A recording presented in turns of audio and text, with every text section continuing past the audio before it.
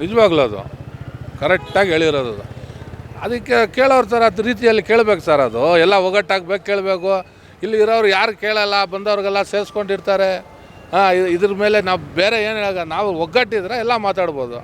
ಒಬ್ಬರು ಇಬ್ಬರು ಮಾತಾಡಿ ಏನು ಸರ್ ಪ್ರಯೋಜನ, ನೀವು ಹೇಳಿ. ರಕ್ಷಣೆ ಇದೆ, ಆದರೆ ಒಗ್ಗಟ್ಟಿಲ್ಲ. ಎಲ್ಲೋ ಒಂದು ಕಡೆ ರಕ್ಷಣೆ ಮಾಡಿಬಿಟ್ರು, ಬೇರೆಯವ್ರ ಕಡೆ ರಕ್ಷಣೆ ಕೊಟ್ಟಿಲ್ಲ ಅಂದರೆ ಏನು ಪ್ರಯೋಜನ.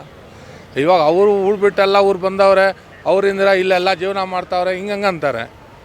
ಇವಾಗ ಅವ್ರು ಬಂದಿರೋದು ಅವರು ಊರಿಗೆ ಅವರು ದುಡ್ಕೊಂಡು ಹೋಗ್ತಾರೆ. ಇಲ್ಲಿಯವ್ರಿಗೆ ಏನಿದೆ ರಕ್ಷಣೆ, ಅವರಿಂದ ನಮಗೆ ದುಡಿಮೆ ಏನಿಲ್ಲ. ಅದೇ ಥರ ಬಾಡಿಗೆ, ಮನೆ ಬಾಡಿಗೆ ಜಾಸ್ತಿ ಅಂತಾರೆ, ಬೇರೆ ಬೆಲೆ ಏರಿಕೆ ಜಾಸ್ತಿ ಆಗಿಬಿಟ್ಟಿದೆ. ಹೇಳ್ದೆ ಅವ್ರು ಕಷ್ಟಪಡೋರು ಅಂತ, ಇಲ್ಲಿಯವ್ರವ್ರು ಕಷ್ಟಪಡಲ್ವಾ? ಕಷ್ಟಪಡ್ತಾರೆ. ನಾವು ಕೊಡ್ದಂಗೆ ನಮಗೆ ಅದೇ ಥರ ಕೆಲಸ ಕೊಡಿ, ನಾವು ಮಾಡ್ತೀವಿ. ಎಲ್ಲ ಬಿಟ್ಟು ಆಟೋದಲ್ಲೇ ಬಂದು ಆಚೆದವ್ರು ಬಂದು ಓಡಿಸೋರಲ್ಲ ಸರ್, ಇದಕ್ಕೇನು ಕಾರಣ? ಯಾರು ಕಾರಣ ಹೇಳಿ? ನಮ್ಮವ್ರು ತಾನೇ, ಅವ್ರಿಗೆ ಆ ಥರ ಆಶ್ವಾಸ ಕೊಟ್ಟಿರ್ತಾನೆ ಸರ್ ಬಂದು ಓಡಿಸೋರದವರು.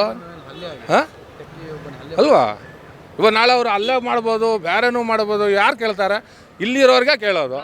ಅವರು ಒಂದು 2 ತಿಂಗಳು ಬರ್ತಾರೆ, 3ನೇ ತಿಂಗಳು ಓಡ್ತಾರೆ. 3ನೇ ತಿಂಗಳು ಓಡ್ತಾರೆ ಅವರು. ಇಷ್ಟೇ ಸರ್, ಅರ್ಥ ಮಾಡೋಕೆ ಬಂದು ಅಷ್ಟೇ.